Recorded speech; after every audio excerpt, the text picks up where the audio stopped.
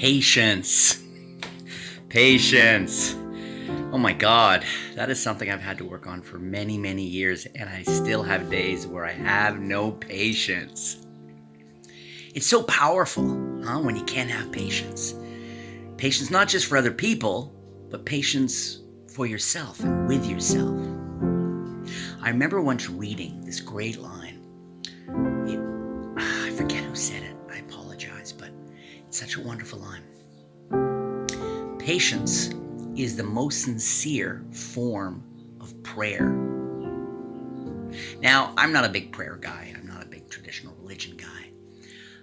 Having said that, it struck me. I thought, wow, that's so awesome. For me, the way I interpret that is that patience as a prayer and how it's sincere is, I think, behind the idea of patience sometimes can be this underlying idea that in time, it will happen. In time, a minute, an hour, a lifetime. So when one is patient, there's, rather than resigned, for example, patient is, I think, has this sense of a hopefulness that something will come of it, will come of our resisting to blow our top, will come of us hesitating to dive deep into the acidic waters, of our anger, patience, being patient. And as I mentioned, I can be incredibly impatient. And I think impatient, it's kind of a nice term. It sounds a lot nicer than when I act impatiently, when I'm pushy, when I'm short-tempered, when I actually blow up and get loud, and when I feel, even if I don't follow through with it in action, where I feel this instinct to want to blame, other people, or even blame ourselves as a result of impatience. That stuff, the examples, the way I express my impatience, man, certainly seems a lot uglier and harsher than just the notion of, I'm being impatient.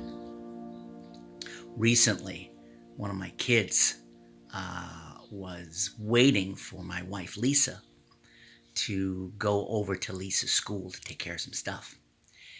And, my kid turned to me and said, it's 45 minutes. She's 45 minutes late.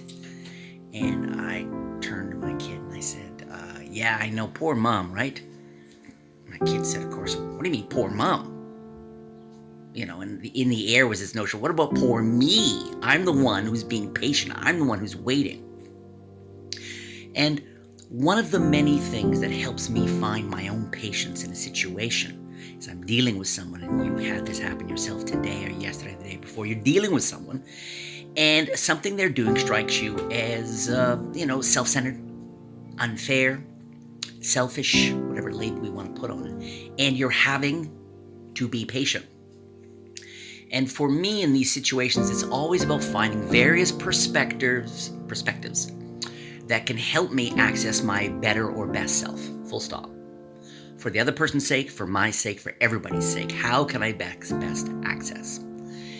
And so one of my thoughts around that is this notion, like I did with my wife Lisa in that example, where, you're having to wait for poor mom. And you go, why? What do you mean poor mom? Well, because mom lives there.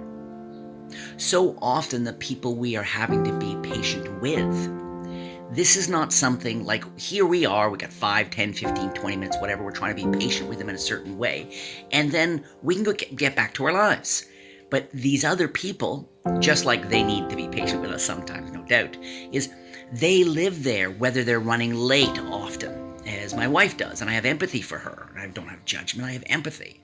I see her, you know what it's like running late. You feel anxious and you get sweaty and you feel out of control. Well, I hate that or not hate, but I feel for her that she feels that. So that can help me be patient with her, with the situation for 10 or 15 minutes, because I remind myself that person lives there.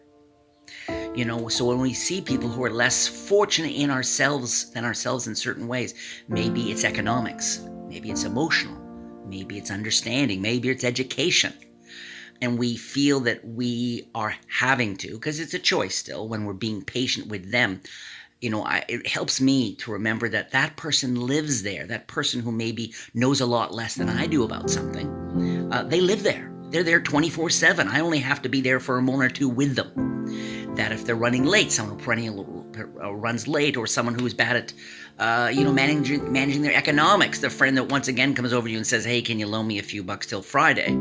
Well, this person lives there.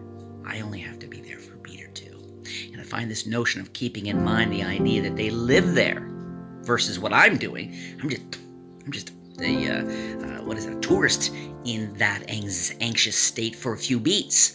I find that really helps me and inspires in me the ability to be patient with other people.